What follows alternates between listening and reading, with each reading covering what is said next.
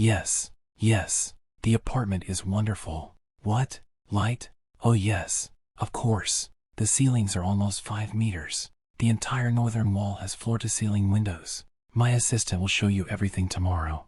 Leaning back in her chair and closing her eyes, Veronica listened tiredly as her client carefully described his doubts about the upcoming purchase. But experience told her that the transaction was almost completed and its 15% had already been credited to the account. However, it was necessary to listen to the client to the end, at least out of politeness.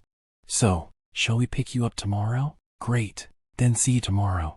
After hanging up, Veronica took her duty lunch cigarette out of her pouch, lit it and took a drag.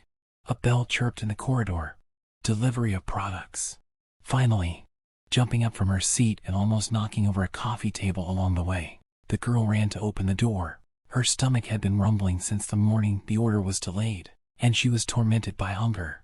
Unfortunately, she could not go outside to the store located in the neighboring house for 25 years. Veronica's apartment must have surprised the courier, but he, as befits a good courier, of course said nothing. All the windows, clearly visible even from the front door due to the open layout of the studio apartment, were tightly closed with thick, opaque black curtains. However, this was not the most unusual thing. At some point, it might have seemed to the courier that there was something wrong with his eyes, as if some kind of haze had clouded his vision and was not allowing him to examine the situation properly. But this was not the case. There was simply not a single shiny object in this apartment.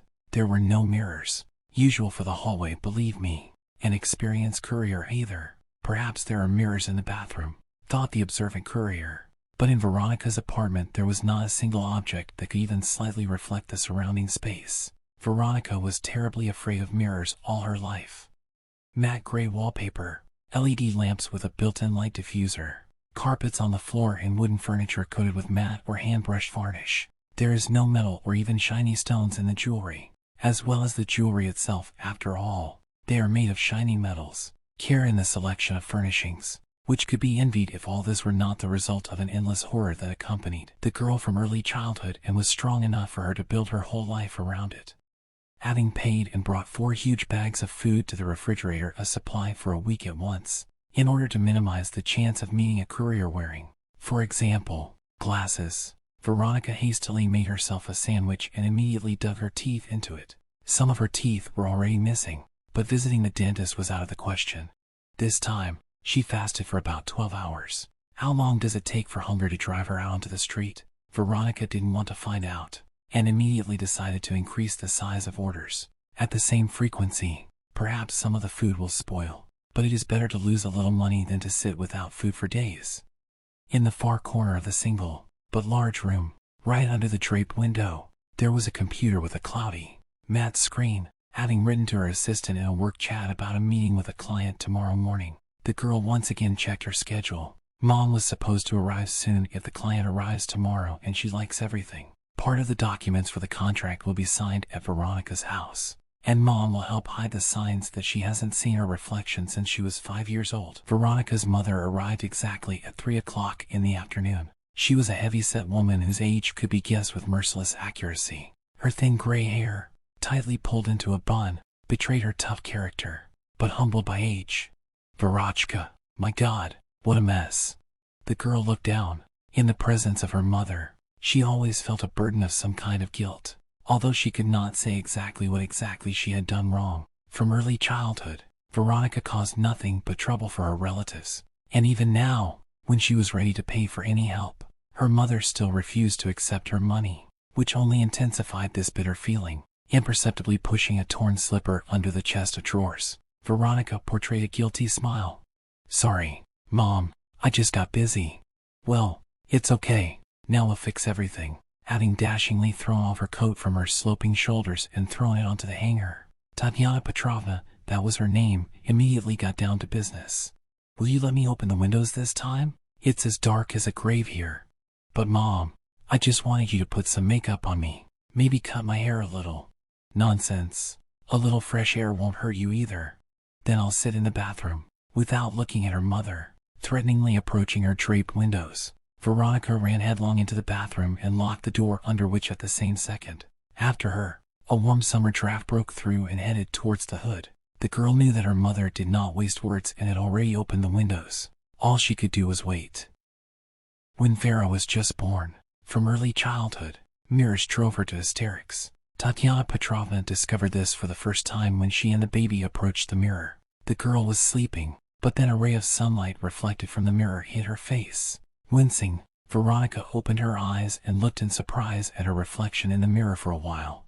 "Do you recognize yourself?" Tatiana Petrovna laughed, but Vera didn't recognize. Her eyes widened in horror and she screamed. She screamed like never before, almost deafening her mother, who was surprised by such a reaction. "Oh well," she tried to calm her down. "It's just a mirror."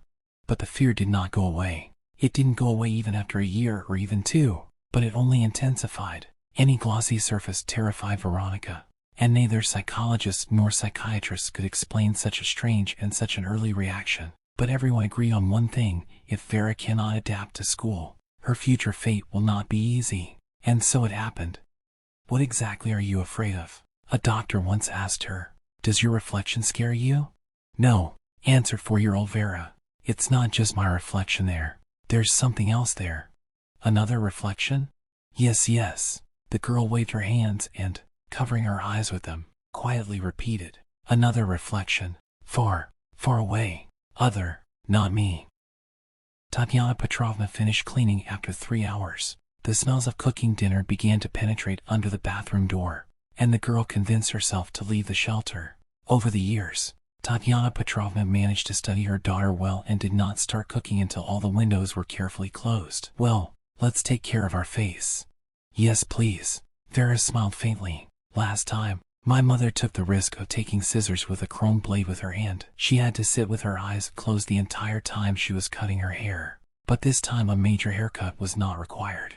Although Vera still looked with caution at her mother's cosmetic bag, somewhere in there, in its depths, rested a powder compact with a small mirror inside. Tatiana Petrovna prudently poured everything else and poured it into plastic. An hour later, the makeup was ready, and after another 2, having said goodbye to her mother, Veronica sighed with relief and returned to her computer. After checking her email and watching several videos, the girl did not notice how the curtain covering the window closest to her fluttered slightly, and then again, slightly moving the fabric to the side. The sun was approaching sunset, and a lonely ray of sunlight fell on her hand.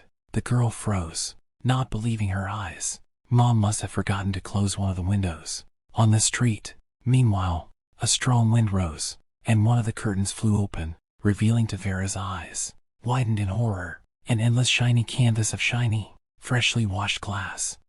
Jumping on the spot and knocking over the computer chair, Veronica stood for a second. There was nowhere to run. She couldn't sit in the bathtub for a whole day, and therefore she hurried to the window to lock it and return the drapery to its place.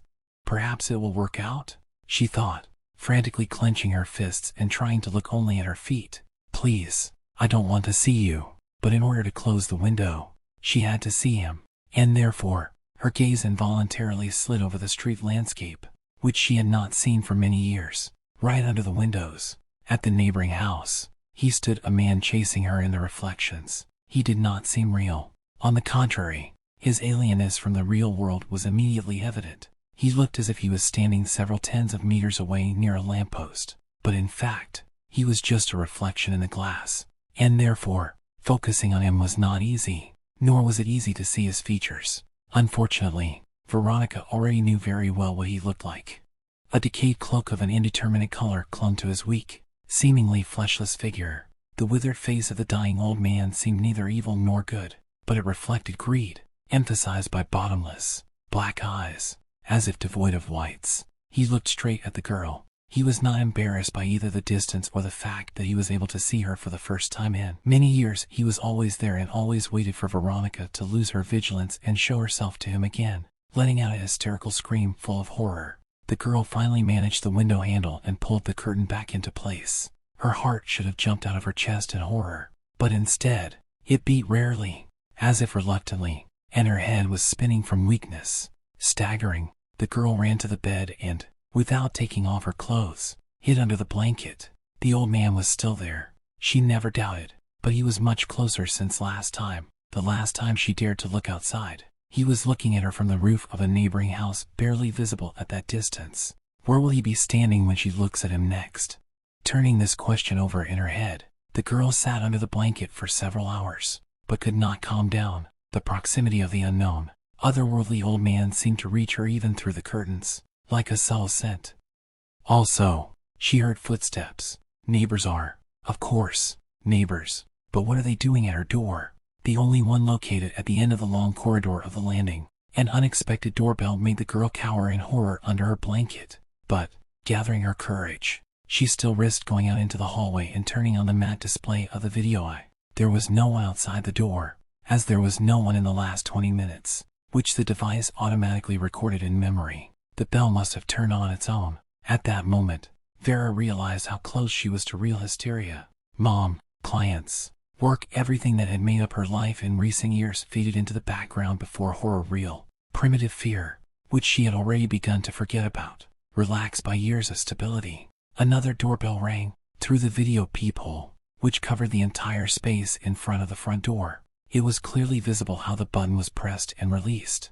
"Stop it," Vera shouted, but the call was immediately repeated, as if an invisible creature heard her but refused to obey. Shaking her whole body to the rhythm of the ringing, repeating over and over again, Veronica ran to the phone and dialed her mother's number, but she must not have reached home yet, and her father, as if refusing to accept his age, was working late. They did not have mobile numbers, and the girl, seeing no other way out, called the police. "Someone is breaking into my apartment," she said, sobbing. "My address." "Your call was recorded 5 minutes ago," the operator interrupted her in a stern voice. "We already have your address. The squad has left. Now I will clarify their location. They are at your door." "But this is impossible." The ringing from the speaker at the door stopped, and Veronica, not understanding what was happening, stupidly looked at the telephone receiver. But the operator had already ended the call. Returning back to the door, the girl turned on the camera again, and this time, the video peephole showed her 2 men in uniform, puzzledly examining a reinforced steel door, one of the best on the market. Having quickly unlocked the locks, Veronica retreated back into the corridor. One of the men was holding a mobile phone with a bright glossy display. It seems that out of the corner of her eye, Vera saw the reflection of an old man in him.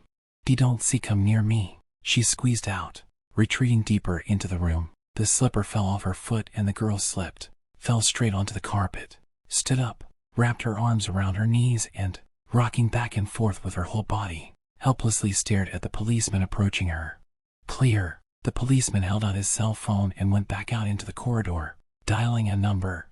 "Are you okay?" the second policeman asked Veronica, squatting down next to her sympathetically. Instead of answering, the girl nodded often, but was unable to say anything. For some time, Tatiana Petrovna talked with the head doctor while Veronica, half asleep from the administered sedative, lay on the bed of a spacious private ward. A madhouse, she reasoned. Well, that's to be expected. This is not her first time here. She was already treated 10 and 20 years ago. And remember, no mirrors. Without them, she's fine. There will be no problems with this. Measures have already been taken, confirmed an unfamiliar voice. We'll do a brain scan if you don't mind. The police report mentioned auditory and visual hallucinations, which, given the history, could mean having fallen into another half-sleep. Vera did not hear the continuation of the conversation. The next morning began with the door to the room opening, and the first thing she saw was a huge full-length mirror standing right behind her. The old man stood closer than ever. It seemed she could count the wrinkles under his eyes. But before she could get scared, the door slammed shut. A doctor entered the room, dejectedly examining yesterday's photographs. "Vera, do you understand me?" he asked. The question seemed stupid, but because she was scared, the girl could only nod. "I need you to answer me, yes or no." "Yes," she squeezed out through force. "Fine. I have bad news for you, Vera. In the pictures, we found a tumor in the quadrigeminal area, with germinations here and here." Taking the pictures out of the folder that he was holding in his hands, the doctor observed his patient. Her gaze kept returning to the door. It seemed like she wasn't listening to him. "Do you understand what I'm saying?" he asked, returning her attention. "Tumor. Yes. Big," Vera whispered. "Is it cancer?" "No, but this is an aggressive tumor. Listen to me. Your hallucinations and fears are symptoms." Vera nodded upsetly. "Look at me." the doctor said loudly, and the girl involuntarily looked him straight in the eyes. The old man was reflected in them. He was close. Fortunately, the tumor is operable. We couldn't believe it ourselves. But it's true. Its tissues will be separated by hand. The growths are superficial and do not cause much harm. However, you will need radiation and chemotherapy, as well as a course of rehabilitation. Vera didn't listen, but at the edge of her consciousness, she realized that if she signed on some paper, she would be left alone, and she could hide with her head under the blanket, waiting for the room to be locked again and everything would be over. When the bandages were removed, Veronica did not know what awaited her. The parents were sitting opposite. In the mother's hands lay a large package. Pale from the experience, she squeezed him with all her strength, while her father soothingly stroked her trembling hand. The last bandage slipped off my eyes. For almost a week after brain surgery, the girl lay in a bandage to avoid unnecessary stimulation, and only now she was able to look around her room again and smile at her parents with her uncertain, nervous smile. "So," said the doctor, the same one who read out the terrible diagnosis to her. Now Vera saw him and was able to really look at him. His eyes, which previously seemed like just another mirror, actually turned out to be brown and very kind. "Now we will have an experiment. Perhaps too early, but for some reason I am sure that it will work. Mom, get it." With trembling hands, Tatiana Petrovna unwrapped the package, and Veronica was horrified to see in her hands a small mirror, the kind they sometimes keep in bedrooms. She closed her eyes and shook her head, but the doctor's warm touch seemed to give her strength. "Look at it," he calmly advised, and then she believed. Veronica opened her eyes. Her reflection looked straight at her, a completely unfamiliar pale and thin face with a bandaged head. A doctor stood nearby and smiled.